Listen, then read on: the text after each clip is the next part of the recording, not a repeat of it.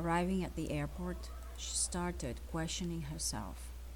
It was all too fast, you know.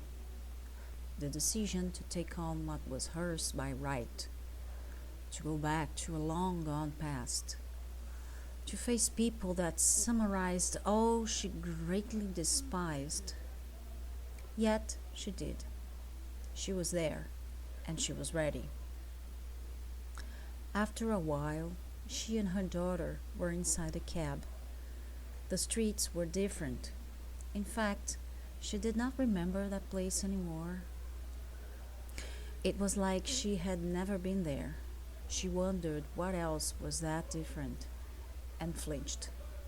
She decided to talk to Aunt Emilia first.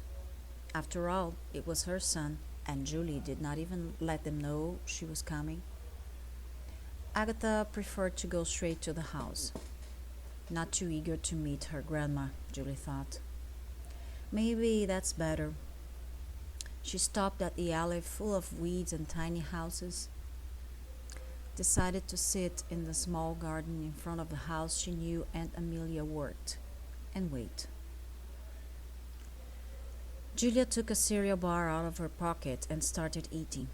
The sun was warm, but the breeze was almost cool to her cheeks.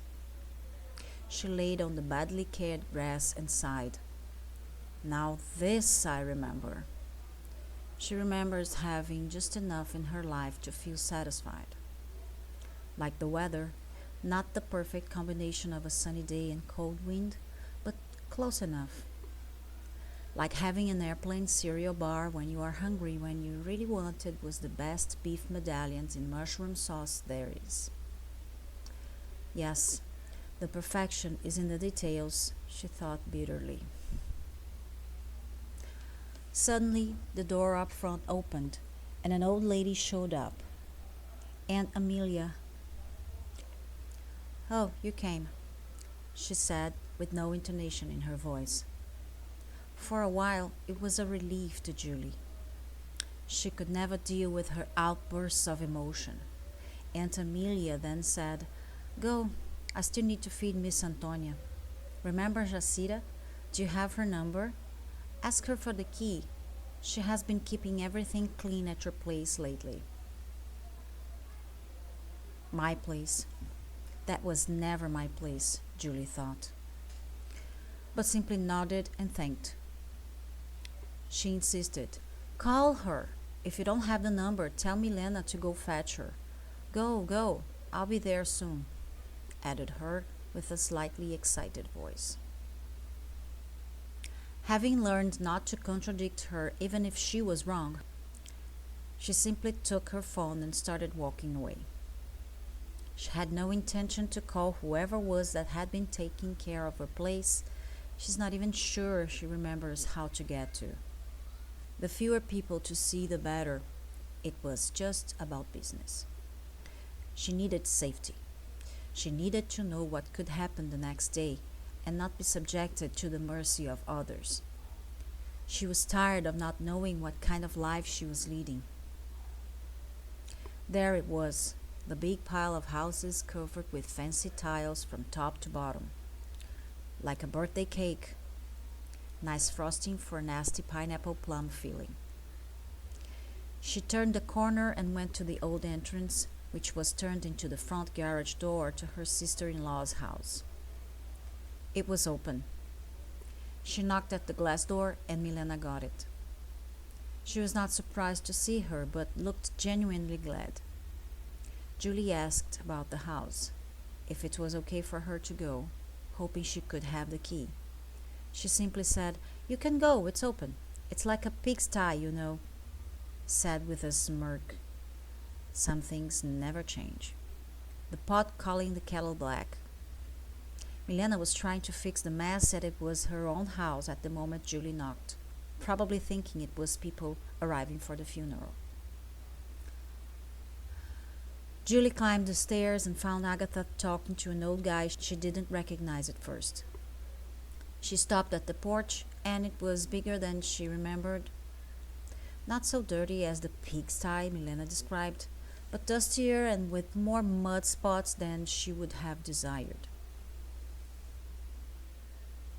I wonder how could anyone have a house this size and still have a life, Julie thought while opening the front door.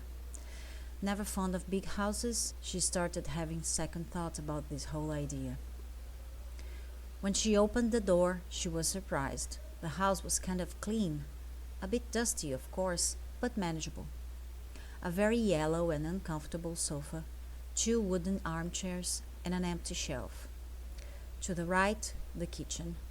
Open concept. Well, it was not at all like the house I left almost 15 years ago. Julie was puzzled. It is bigger and completely different. At the same time, it felt like home. She grabbed the broom and started sweeping. Decided to go to the porch first. She could hear a baby cry, probably her third or fourth niece or nephew. She could not know. She was gone before the second one sprouted. She started thinking about her life and what led her to that moment. All the memories that she chose not to keep, or at least never revisit, simply because they did not matter. The lessons she learned, she kept and promised to put them to practice. With her mother, she learned what not to do.